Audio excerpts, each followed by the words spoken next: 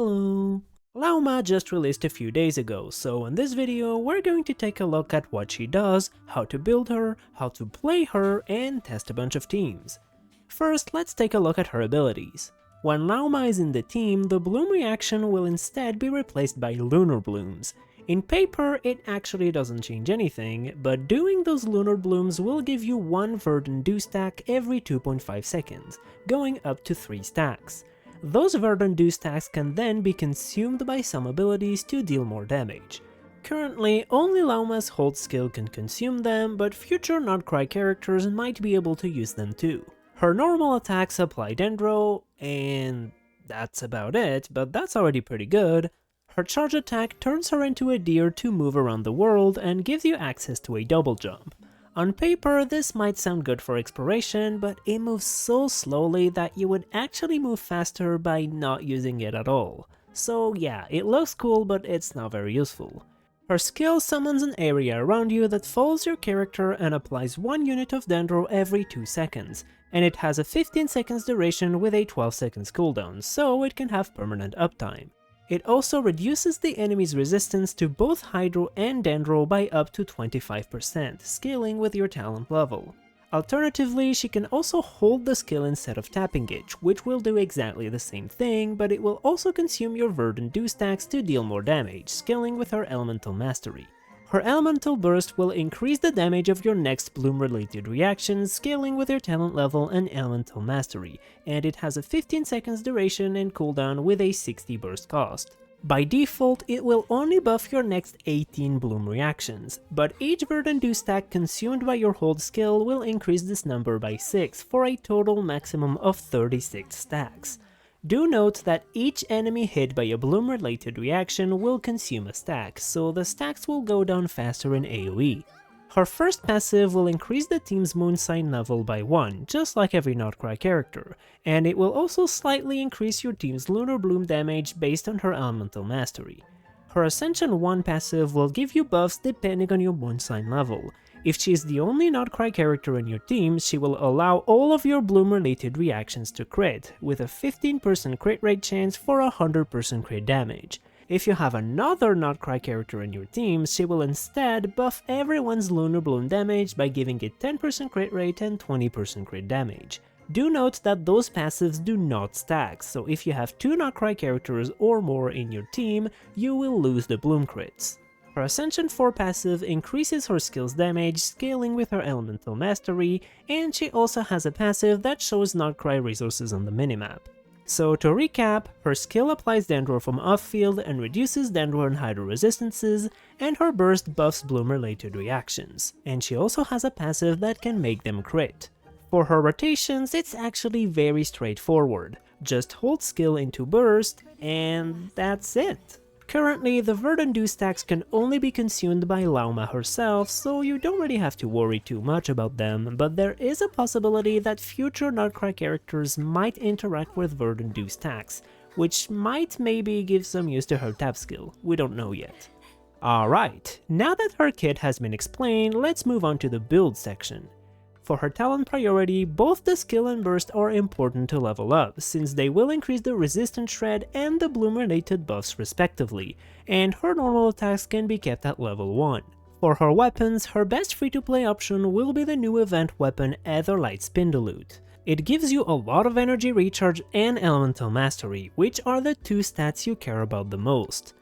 If you miss the event though, the new craftable weapon is pretty good for her as an elemental mastery stat stick, and gives her a little extra damage on her hold skill. Other than that, sacrificial fragments can also work as an elemental mastery stat stick, and I guess there might also be some situations where Favonius can be useful, maybe in Stygian Onslaught for example, where the whole team starts with 0 energy. As for 5-star options, obviously her best option is her signature weapon, followed by Nahida's signature and any elemental mastery stat sticks. For her artifact sets, she actually has a bunch of options. Depending on the other characters in your team, she can use the Deepwood set if no one else is using it, and if someone is already on Deepwood, you can use the new support set instead to give your whole team some elemental mastery, and the 2-piece effect also gives you some energy recharge, which is pretty nice. If you already have both of those sets in your team and really want to optimize everything, you can either use a 4-piece Gilded Dreams for more elemental mastery, or if you have 2 Notcry units in your team, you can also use the new DPS set for some extra personal damage. As for the substats, all you really want is stacking as much elemental mastery and energy recharge as possible. If you can get some crit on the way to increase her hold skills damage, that's nice, but elemental mastery and energy recharge should be your main focus. As for her constellations, I'm not really knowledgeable about vertical investments, so I'll go over it very quickly. But her C1 is not that good. Healing might sound nice for some Nilo teams, but it's actually not much of an issue anymore since the Bloom's self-damage got reduced from 5% to 2%. And more duration on her charge attack state is also pretty bad because it moves so slowly. Her C2 is pretty good, giving you stronger Bloom-related reaction buffs and buffing Lunar Bloom damage for a potential future character we'll talk about at the end of the video. Her next 3 constellations are pretty bad. Talent levels are nice, but definitely not worth the price of a 5-star constellation, and a bit of energy is also nice, but once again, not really worth a 5-star constellation. And finally, her C6 makes her a better main DPS, as well as buffing Lunar Bloom damage even more. Okay, now that we know how to play her and how to build her, let's move on to the best part of the video, the teams. First, she's obviously amazing in Hyperbloom teams. I'm playing a double Hydro Core here, but even with a super budget team with Kale, Xingqiu and Kuki Shinobu, it will still be an extremely strong team in single target. And to give you an idea of how strong it is, I've even seen someone on Bilibili defeat the dire difficulty crab with this budget team at C0R0. Hyperbloom is not very good in multi-target though, but we will talk about some alternatives later on. The second obvious team is Nilo Bloom. Yup, Nilo is back. This team is extremely strong in AoE, and in this example I use Dendro Traveler and Kokomi, but as long as you have a Dendro Applier, a full EM Hydro unit, and one of the 2 healing the team, you should be good to go. You can do Nahida Kokomi, Kale Barbara, Baiju Xingqiu, or even Yao Yao and Candace, they should all work pretty well. I do want to say though, I think a lot of people are slightly overhyping Nilo. Don't get me wrong, it is a strong team, but it's mostly really good in AoE and most of the difficult endgame content is single target, where even the budget Hyperbloom teams will deal more damage, so I still don't think she has a lot of pull value nowadays. On top of that, if you don't have Nilo, you still have some pretty good options for AoE, like Burgeon for example. With the reduction of Bloom's self-damage, Burgeon actually feels a lot more comfortable to play, and I ended up getting pretty good clear times with it in this AoE-focused Abyss. I also tried the good old Thundering Fury, and it was kind of disappointing.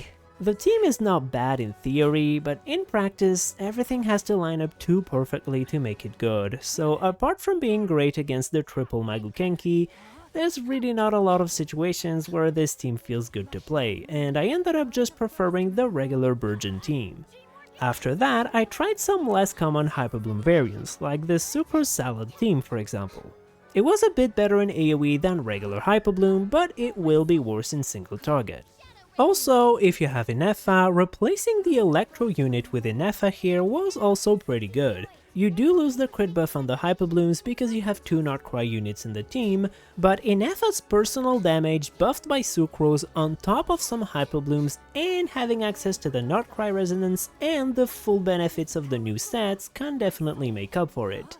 And in general, this will be a common occurrence. In most of the teams where I use a Hyperbloom trigger, you can also decide to replace it with a Nefer to trade some of the Hyperbloom damage for her personal damage, and vice versa. Then I also tried Hyperfridge with a Cryo unit as the last slot, and it actually felt pretty good.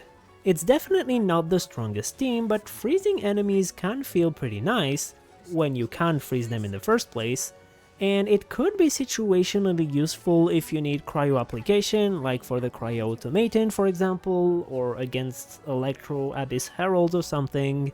And to be fair, in general, the Lauma Xingqiu Kuki 3-unit core can carry pretty much anyone who doesn't interfere with the Hyperbloom reaction. And now let's move on to some carry teams where you mostly use Lauma for her resistant shred. And of course, new patch, new Novelette buff. We're getting used to it at this point. This team is very synergistic with Novelette.